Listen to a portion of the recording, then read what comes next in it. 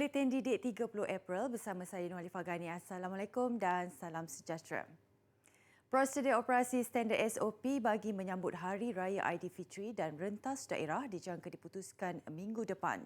Menteri Kanan Keselamatan Datuk Seri Ismail Sabri Yaakob berkata, perkara itu akan dibincangkan dalam sidang khas Majlis Keselamatan Negara MKN yang dipengerusikan Perdana Menteri Tan Sri Muhyiddin Yassin sebelum sebarang keputusan dimuktamad.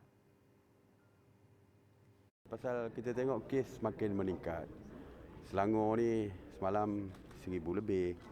Jadi seluruh Malaysia pun nampak dah daripada 2,000 lebih dah jadi 3,000 lebih. Mungkin kita akan dengar pembentangan daripada Kementerian Kesihatan. Apa nasihat yang akan diberikan oleh Kementerian Kesihatan. Sebab SOP yang kita keluarkan berdasarkan nasihat yang dikeluarkan oleh Kementerian Kesihatan. Beliau turut mengulangi keputusan kerajaan bahawa rentas negeri tidak dibenarkan sama sekali. Datuk Seri Ismail berkata demikian selepas menyaksikan majlis menandatangani memorandum perjanjian di antara Badan Kebajikan Keluarga Angkatan Tentera Bakat ATM yang diwakili pengerusi jemaah tertingginya Tengku Puteri Sri Teja, Puan Sri Tengku Muhaini Sultan Ahmad Shah dan MGate Emerging Technology Sendian Berhad di Rumah Bakat ATM Kem Kemensah, Kuala Lumpur. Kerjasama itu bagi merealisasikan program e-bakat yang bertujuan meningkatkan kemahiran dan pengetahuan ahlinya, seterusnya menjadikan mereka usahawan yang dapat menjana pendapatan tambahan keluarga. Yang di-Pertuan Agong Al-Sultan Abdullah Riayatuddin Al-Mustafa Bilal Shah menggesa orang ramai supaya lebih berdisiplin dalam mematuhi prosedur operasi standard SOP. Baginda menzahirkan kegusaran dengan penutupan sekolah di negara ini selain tahap pematuhan SOP di bazar dan majlis kerajaan di beberapa negeri yang masih belum mencapai tahap memuaskan. Dalam satu kenyataan, Datuk Pengelola Bijaya Diraja Istana Negara, Datuk Ahmad Fadli Syamsuddin berkata, Al-Sultan Abdullah maklum kes jangkitan harian COVID-19 di negara ini sudah mencecah 3,000. Justru rakyat dinasihati tidak hilang fokus dan sentiasa berwaspada demi kesihatan dan keselamatan diri, ahli keluarga dan masyarakat. Titah baginda kesan gelombang keempat COVID-19 yang jika berlaku juga mengancam lagi ekonomi dan sosioekonomi rakyat. Baginda juga berharap rakyat segera mendapatkan rawatan jika bergejala dan mengasingkan diri sekiranya positif atau ditakdirkan sebagai kontak rapat. Selain perlu jujur pada diri sendiri dan masyarakat dengan mematuhi arahan kuarantin dan SOP bagi mengelak kemudaratan. Mengambil keberkatan Ramadan, Seri Paduka Baginda mengajak rakyat untuk mendoakan negara sentiasa diberkati dan dilindungi dari ancaman COVID-19.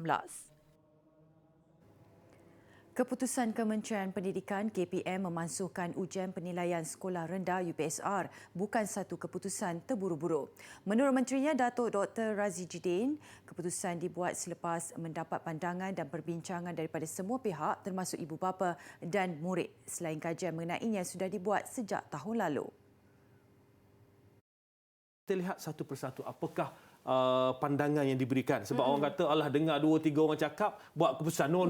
Tidak, It's not as simple as that. Ianya tidak semudah itu. Ianya merupakan satu proses yang mendalam. Sejak tahun lepas lagi ni, kami kaji satu persatu untuk melihat bagaimanakah kaedah yang terbaik. Ya, kerana kita lihat bahawa dalam konteks COVID-19 ini, kita perlu belajar apa yang kita belajar daripada apa yang berlaku, daripada situ ambil pengajaran dan melihat bagaimanakah kita boleh bergerak ke hadapan dengan pendekatan yang lebih baik. Susulan itu, Datuk Dr. Razi berkata KPM akan menambah baik penilaian bilik darjah PBD untuk memastikan potensi setiap pelajar dikenal pasti sejak awal. Penilaian itu tidak terhad dalam akademik semata-mata. Bukan sahaja akademik, ya. Betul. Kita boleh tumpukan pada sahsiah murid, tentang pembangunan emosi murid, tentang pembangunan fizikal murid. Kita boleh tengok tentang adab. Kita boleh tengok bagaimana murid ini cara berfikir mereka, artikulasi mereka. Banyak pendekatan yang kita boleh gunakan. Jadi apabila sampai ke tahun 6, dengan intervensi yang dibuat di sepanjang tempoh tersebut, kita akan lihat bahawa sampai tahun 6, insya-Allah murid ini ready untuk sekolah menengah pula. Beliau berkata demikian ketika hadir wawancara khas Buletin Didik saluran Didik TV. Tambahnya, guru berperanan untuk mengenal pasti potensi serta kelemahan pelajar agar mereka bersedia ke peringkat sekolah menengah. KPM juga akan memastikan tahap pentaksiran guru selari untuk setiap sekolah seluruh negara. 5 syarikat penyedia perkhidmatan telekomunikasi utama setuju melanjutkan pemberian 1 GB data harian percuma kepada semua pelanggan masing-masing sehingga 31 Julai 2021. Suruhanjaya Komunikasi dan Multimedia Malaysia SKMM dalam satu kenyataan memaklumkan persetujuan membabitkan Celcom, Digi, Maxis, U-Mobile dan Telekom Malaysia. Pemberian data percuma itu diberi secara harian sejak April tahun lalu bertujuan membantu rakyat menghadapi norma baharu digitalisasi ketika dilanda pandemik COVID-19. Tempoh itu sepatutnya tamat hari ini dengan beberapa kali lanjutan diberikan. Lanjutan terbaru dibuat sebagai sokongan tambahan kepada rakyat atas ihsan dan keprihatinan syarikat telekomunikasi memandangkan situasi COVID-19 di negara ini masih belum stabil, khususnya membantu pelajar sekolah kembali semula pengajaran dan pembelajaran di rumah PDPR selepas Aidilfitri seperti diumumkan Kementerian Pendidikan baru-baru ini. Kuota harian 1 GB percuma adalah tambahan kepada pakej langganan data sedia ada dan boleh digunakan untuk mengakses platform sidang video serta menguruskan bahan-bahan pengajaran menerusi email sepanjang hari tanpa sekatan waktu. Bagaimanapun, ia tidak terpakai untuk melayari media sosial, penstreaman video, penstreaman muzik dan permainan dalam talian. Sementara itu, YTL Communications Sdn Bhd juga terus menyokong sistem pendidikan dengan melanjutkan inisiatif Learn From Home sehingga 30 September 2021 dan turut merangkumi penuntut institusi pengajian tinggi. Inisiatif seperti Jalinan Digital Negara, Jendela dan Pelan Tindakan My Digital akan digerakkan untuk memastikan agenda pembangunan yang berteraskan digitalisasi dilaksanakan secara inklusif tanpa ada golongan yang terpinggir. Inovasi yang dihasil pensyarah dan mahasiswa menjadi bukti ilmu yang dipelajari mampu dimanfaatkan dalam kalangan masyarakat. Universiti Tun Hussein On Malaysia UTHM mengambil inisiatif Universiti untuk Masyarakat bergabung pelbagai kepakaran yang ada bagi membantu golongan yang memerlukan. Mereka akan turun padang bagi memberi bimbingan dan bantuan tidak kira secara individu ataupun penduduk kampung. Antara bantuan diberikan penyelesaian terhadap masalah air yang dihadapi penduduk di kampung lama orang asli Kangkar Senanggar di Parit Sulong ini. Penduduk berdepan masalah itu sejak 2019 lagi sebelum terbinanya 2 telaga tiup dan sistem rawatan air yang dibangunkan UTHM. Usaha itu membabitkan 70 orang pelajar termasuk pensyarah dari Pusat Kajian Tanah Lembut Fakulti Teknologi Kejuruteraan Fakulti Kejuruteraan Awam dan Alam Sekitar serta Fakulti Sains dan Teknologi. Yang pihak UTHM ni saya mengucapkan ribuan terima kasihlah atas mungkin selain daripada kampung ni dijadikan pusat kajian, maksudnya pelajar-pelajar dia mengenai air, jadi atas mungkin ada setengah doktor kita ni yang ataupun profesor-profesor yang dia buat kajian kat sini, dia ambil kesempatan cuba sumbangkan untuk membuat 1 atau 2 tiup well di kampung kami. Sementara itu, bantuan sumber kepakaran turut digerakkan bagi membantu seorang warga emas OKU Penglihatan kaum Meng Sun 60 tahun yang menternak burung puyuh di Seri Gading, Batu Pahat. Sebenarnya inilah inisiatif di bawah kementerian juga, dia panggil University untuk Society lah, University for Society U4S. Memang kita memang ingin memberi bantuan dalam bentuk inilah dalam bentuk apa tu.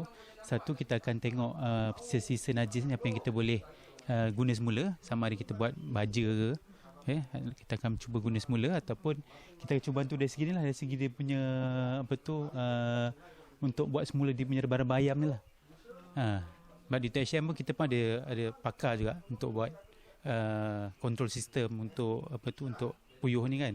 Itu kita akan cubalah, kita akan buka kepada penyelidik kita yang mampu boleh menolong asuh ni, kita akan cuba bantulah. Meskipun negara berdepan pandemik COVID-19, rutin harian tetap diteruskan dengan syarat norma baharu menjadi keutamaan. Ini termasuk bagi sebarang penganjuran membabitkan orang ramai dan tidak terkecuali Syok Fest Karnival Ramadan tahun ini yang dilaksanakan berlandaskan SOP yang ditetapkan. Akur tidak semeriah dahulu, berniaga bersyukur seadanya. diadakan di tempat letak kereta B Stadium Bukit Jalil, penganjuran Shock Fest Carnival Ramadan 2021 ini berlangsung dengan SOP yang ketat. Tinjauan saya sekitar jam 4.30 petang semalam, suasana agak sunyi. Peniaga dilihat mula membuka kemah mereka. Difahamkan waktu ini bukan waktu puncak. Orang ramai mula memenuhi pekarangan tempat letak kereta sekitar jam 5.30 petang. Apapun pengunjung yang hadir berasa lega dengan pelaksanaan SOP yang diterapkan membuatkan mereka rasa selesa dan selamat. Jualan macam ni memang baguslah kan. Lepas tu dititik beratkan dengan SOP. Cuma saya rasa mungkin sebab suasana dalam PKP ni mungkin pengunjung kuranglah kan. Itu je lah. Kerana saya tengok ada pelbagai makanan. So sebenarnya maksudnya pengunjung ada berbagai pilihan lah untuk dipilih untuk buat berbuka puasa. Alhamdulillah so far pengunjung bila dapat pergi Bazar Ramadan tahun ni, so far kita dapat sambutan yang baik lah. So tak ada masalah kalau kat mana-mana pun, so far kat sini kat Bukit Jalil pun kita dapat sambutan yang memerangsangkan. Lebih 200 vendor mengambil bahagian dalam karnival ini. Selain menjual aneka juadah, festival ini turut menganjurkan bandel expo.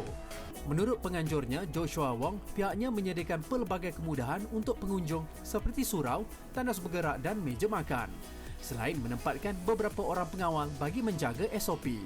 Kita ini kali kita event kita paling jaga punya jarak itu SOP punya part. So ini kali kita akan pakai professional punya security bagi jaga semua SOP punya tempat. Macam entrance kita sudah set ada 2 entrance sini, 2 exit sini. So lepas tu yang dalam event punya walkway kita pun pecahkan banyak walkway bagi orang dia takkan kumpul dekat satu tempat. So orang akan split. So orang ada kita punya security pun ada dalam jaga semua distance lah.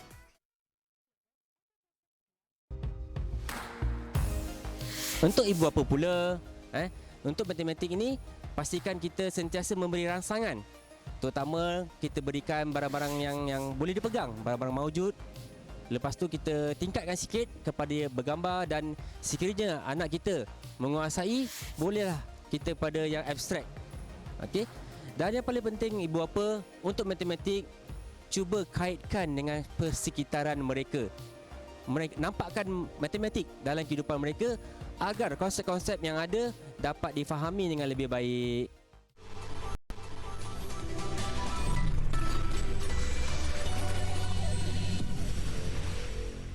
China menyingkap era baharu dalam misi pembinaan stesen angkasa selepas satu model teras yang dibawa roket Long March 5B berjaya dilancarkan dari pusat pelancaran. Kejayaan itu menandakan bermulanya fasa ketiga program menempatkan manusia di angkasa lepas menerusi strategi 3 fasa yang diperkenalkan negara itu sejak 1992. Dengan panjang 16.6 meter dan berat berlepas sehingga 22.5 tan, modul Tianhe berdiameter hingga 4.2 meter itu bakal berfungsi sebagai hub pengurusan dan kawalan stesen angkasa lepas. Model itu membolehkan 3 angkasawan tinggal lebih lama di samping menyokong eksperimen saintifik serta ujian teknologi untuk dilakukan di dalam dan luar modul. Difahamkan pada tahun ini dan tahun depan, China akan terus melaksanakan misi pelancaran membabitkan modul stesen angkasa lepas, kapal angkasa, kargo dan kapal angkasa membawa manusia sehingga stesen berkenaan siap pada 2022. Di Chile, penemuan fosil haiwan yang dilihat seperti skunk yang ditemui di kawasan berbukit di Patagonia merupakan bukti terbaru bahawa mamalia sebenarnya telah wujud di Amerika Selatan lebih lama daripada yang disangka. Penemuan fosil oleh sepasukan saintis itu melibatkan tulang rahang dengan 5 gigi yang ditemukan di Taman Negara Torres del Paine. Hasil kajian dan penelitian mendapati mamalia itu wujud antara 72 hingga 74 juta tahun lalu sewaktu zaman batu kapur dan terletak di bawah kategori haiwan herbivore. Tahun lalu, pasukan sama pernah menjumpai fosil gigi seekor haiwan mamalia seolah-olah seperti tikus yang dikenali sebagai Megalodon di kawasan sama. Bagaimanapun, kajian mendapati ia hidup antara 38 hingga 46 juta tahun lalu.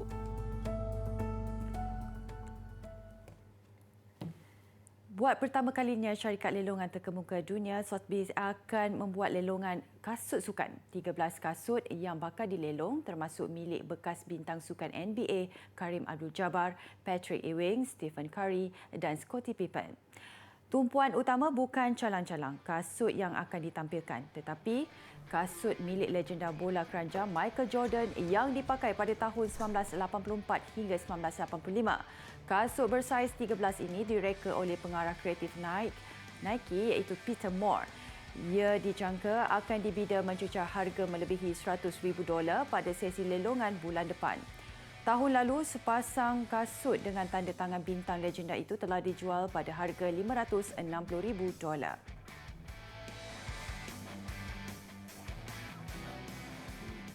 Defense mekanisme ini ataupun helah bela diri ini adalah sesuatu yang semula jadi, yang memang ada di dalam setiap manusia untuk nak mempertahankan. Cuma bagaimana seseorang itu melahirkan helah bela diri dia. Okey, jadi ada beberapa kategori. Kategori yang paling baik sekali nombor satu adalah terima hakikat. Banyak pelajar-pelajar ataupun individu ataupun saya sebenarnya orang tua, apabila kita menghadapi situasi kita ditekan, kita dihentak, kita dihina, kita diejek ataupun diusik, ego kita, maka kita terima hakikat. Okey, kita redha. Kita barangkali kita akan tengok apa kesalahan kita. Kita cuba nak sedar, kita cuba nak tahu dan kita cuba nak faham. Dan apabila kita faham, kita dapat terima hakikat.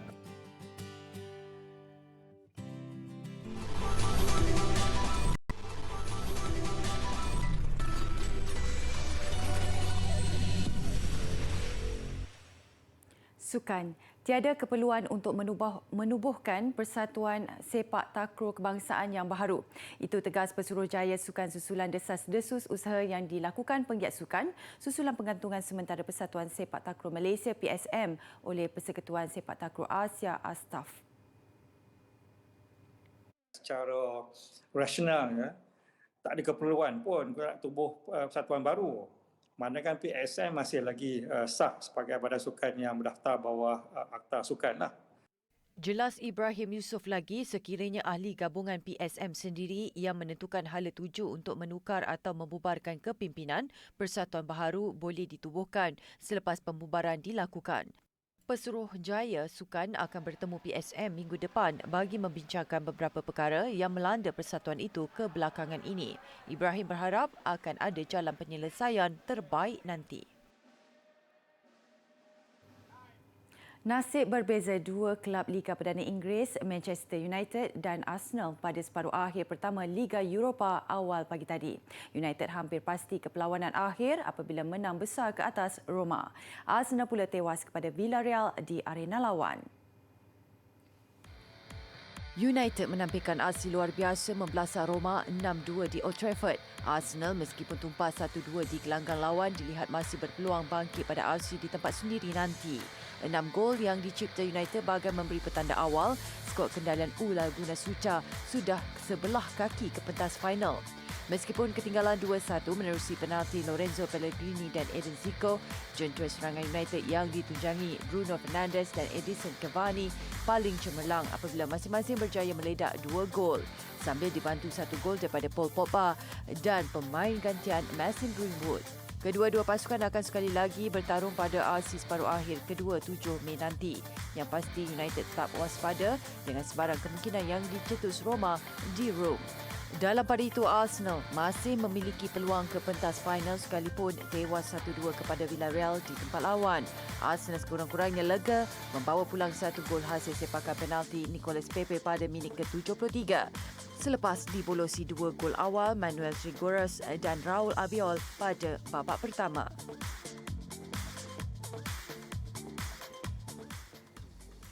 Seni mempertahankan diri Mesir purba tahtib yang terkenal sejak 5,000 tahun lalu mengakhiri buletin didik malam ini. Saya Nur Halifah Ghani, salam hormat dan Assalamualaikum.